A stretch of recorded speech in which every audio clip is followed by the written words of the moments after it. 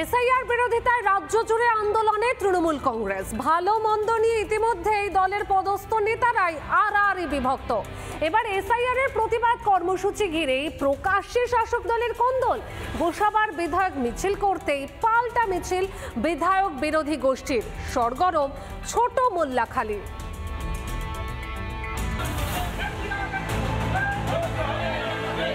SIR এর প্রতিবাদেও গোসাবায় কোন্দল তৃণমূলের। বিধায়ক বনাম তৃণমূল নেতার দ্বন্দ্ব। গোসাবার ছোট মোল্লাখালী অঞ্চলে গোসাবার বিধায়ক সুব্রত মণ্ডল ও তার অনুগামীরা প্রতিবাদ মিছিল কর্মসূচি করেন। পরে পাল্টা একই ইস্যুতে মিছিল করে বিধায়ক বিরোধী গোষ্ঠী তৃণমূল নেতা তথা জেলা পরিষদের উপাধ্যক্ষ অনিমেষ মণ্ডল ও তার অনুগামীরা। সুব্রত মণ্ডল মহাশয় তিনি মোল্লাখালীতে সভা করেছেন দলের নির্দেশে, এবং সেখানে মোল্লাখালীর স্থানীয় প্রায় 1000 খানেকের উপরে লোকজন, তারা দলীয় কর্মী, তারা সেদিন সেই সভায় হাজির হয়েছিলেন। দলও সুব্রত মণ্ডলের কে নির্দেশ দিয়েছেন প্রোগ্রাম করার জন্য। সেই প্রোগ্রাম উনি করেছেন।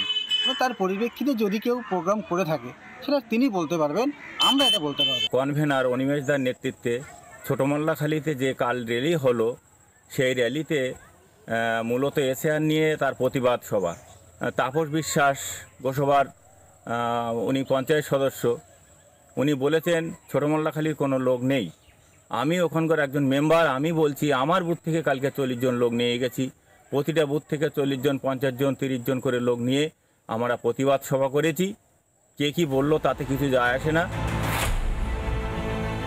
অস্তিত্ব রক্ষার জন্য এরা নিজেদের মধ্যে এখন শক্তি প্রদর্শন করছে, প্রতিনিয়ত গৃহযুদ্ধে জর্জরিত হচ্ছে।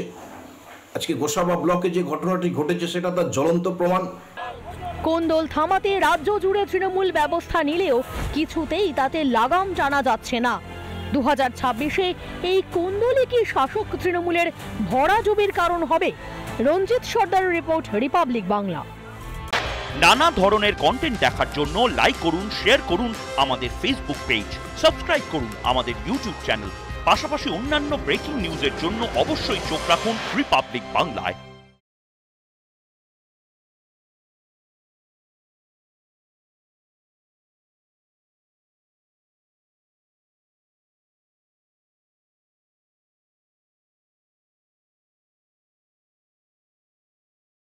নানা ধরনের কন্টেন্ট দেখার জন্য লাইক করুন, শেয়ার করুন আমাদের ফেসবুক পেজ, সাবস্ক্রাইব করুন আমাদের ইউটিউব চ্যানেল।